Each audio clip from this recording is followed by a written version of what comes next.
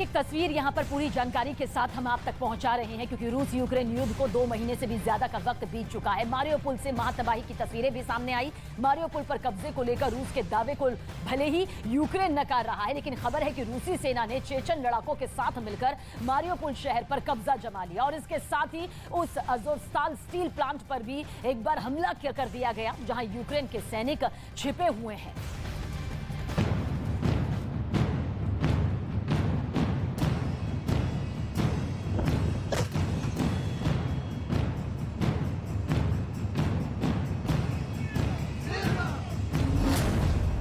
Putin की घातक सेना का जश्न।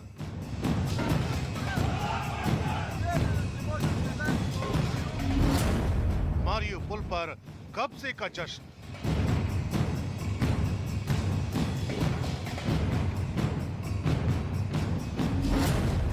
लाशों के ढेर पर पुतिन की सेना।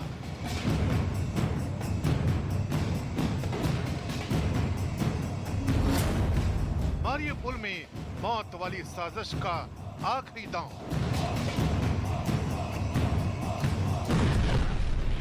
ये उसी मारियोपोल में हुई तबाही की तस्वीरें हैं जहां अब रूस ने कब्जे का दावा किया है। चेचन कमांडरों की खूनी फौज ने मारियोपोल में ऐसी भयानक तबाही मचाई कि किसी के भी रोंगटे खड़े हो जाएं। बताया जा रहा है कि पुतिन के बेहद करीबी रमजान कादिरोव के लड़ाकों की वजह से ही मारियोपोल जैसा शहर रूस के कब्जे में आ चुका है। और ये तस्वीरें उसी जश्न की हैं जिसमें कादिरोव के लड़ाके रूसी सेना के साथ मिलकर जीत का जय घोष कर रहे हैं। मारियोपोल में मौत वाली साजिश का ये आखिरी दांव पुतिन के इशारे पर ही चला गया है। खुद चेचन कमांडर इस बात को कबूल कर रहे हैं कि मारियोपोल में जिस तबाही और सफाई का हुक्म मिला था अब उसे पूरा किया जा चुका है। Уверенности можем сказать, что Мариуполь город полностью очищен со стороны Азовсталя. Это административное здание Азовсталя. Это операция по уничтожению и очистке. मारियोपोल पर कब्जे के लिए रूसी सेना और चेचन कमांडरों ने इस बार उस अज़ोवस्ताल स्टील प्लांट को अपने निशाने पर लिया जहां यूक्रेन के बचे हुए सैनिक छिपे हुए थे। दावा किया जा रहा है कि इस आखिरी हमले को अंजाम देने के लिए चेचन कमांडरों ने स्टील प्लांट पर भयंकर बमबारी की। इस दौरान रूसी सेना के टैंकों ने यूक्रेन के सैनिकों पर किसी भी तरह का रहम नहीं बरता। कई घंटों तक चली इस कार्रवाई में तबाही और बर्बादी की ऐसी तस्वीरें सामने आईं जिन्हें देखकर किसी का भी कलेजा कांप सकता है। मारियोपोल में हुई इस भयानक तबाही ने एक बार फिर ज़ेलेंस्की को मदद मांगने पर मजबूर कर दिया। ज़ेलेंस्की की चिंता उन 1 लाख से ज्यादा आम नागरिकों को लेकर है जिनके अभी भी फंसे होने का दावा किया जा रहा है। 20 тисяч заблоковані в цілому в Маріуполі мирних жителів.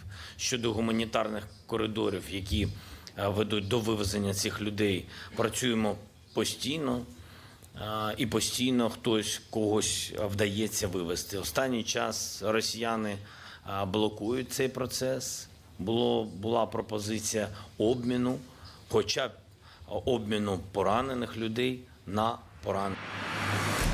दरअसल अज़ोवस्ताल स्टील प्लांट पर रूस के कब्जे के साथ ही मारियोपोल यूक्रेन के हाथ से निकल गया, जिसका ऐलान कुछ घंटे पहले ही चेचन कमांडर रमजान कादिरोव ने कर दिया था। और उन्होंने अपने टेलीग्राम पेज पर डाले गए एक ऑडियो मैसेज में इस बात का दावा किया था कि सिर्फ 2-4 घंटों के भीतर मारियोपोल उनके पंजों में होगा। Считаете нужным с утра сложить оружие, то я уверен, что... जिससे स्टील प्लांट और उसके आसपास के इलाकों में तबाही मच गई। यूक्रेन के जिन सैनिकों ने वहां से भागने की कोशिश की वो रूसी सेना और चेचन लड़ाकों के हमले में मारे गए।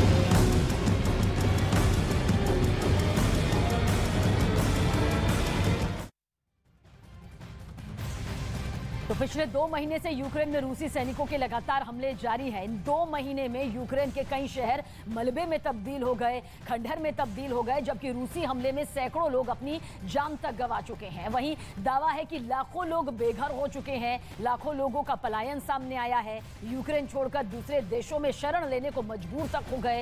तो वहीं जंग के दौरान रूसी सैनिकों को सभी जगहों पर विरोध का भी सामना करना पड़ रहा है। इसके बावजूद रूस के सैनिकों के ताबड़तोड़ हमले तेजी से जारी है। ताजा हमला यूक्रेन के ओडेसा में हुआ, जहां दावा किया गया कि इस हमले में 3 महीने के एक बच्चे समेत 8 लोगों की जिंदगी मौत में तब्दील हो गई।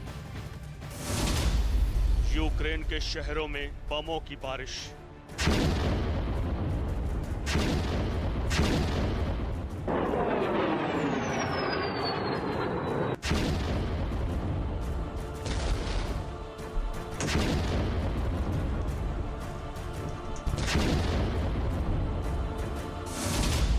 ताबड़तोड़ मिसाइलों से हमला।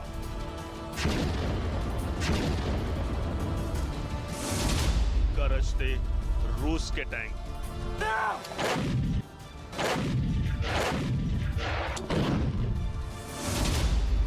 और राख में तब्दील शहर।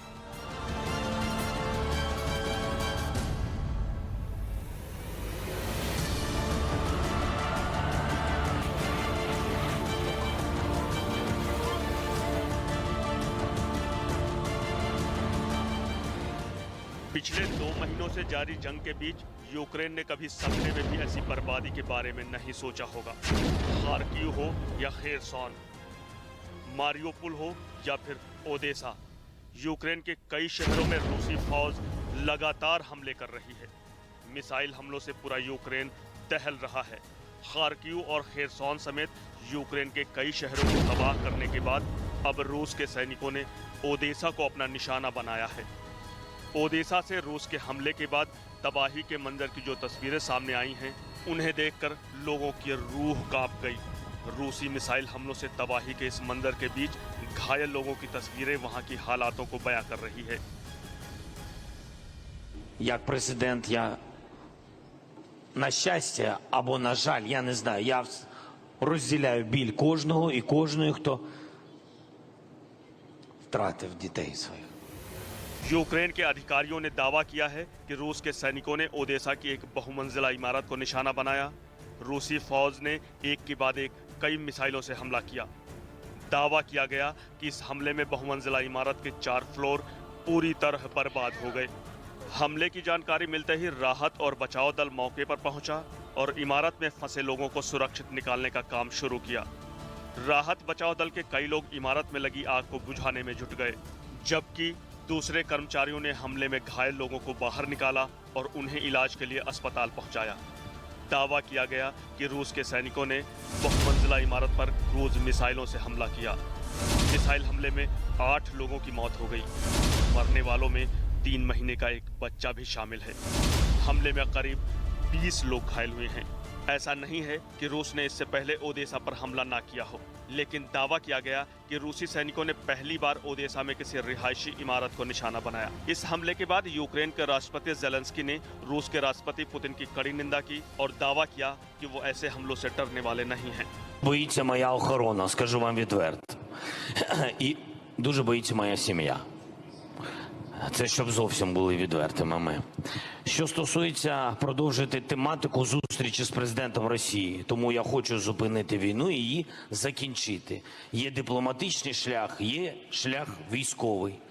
Тож будь-яка здорова людина. पिछले 2 महीने से जारी जंग में यूक्रेन का तो भारी नुकसान हुआ ही, रूस को भी काफी नुकसान उठाना पड़ा है। हालांकि यूक्रेन में इस समय हालात ये हैं कि वहां मौजूद लोग खौफ के साए में जीने को मजबूर हैं। कोई नहीं जानता कि कौन सा बम, कौन सी मिसाइल किस वक्त कहां आकर गिरे और उनकी जान पर बनाए।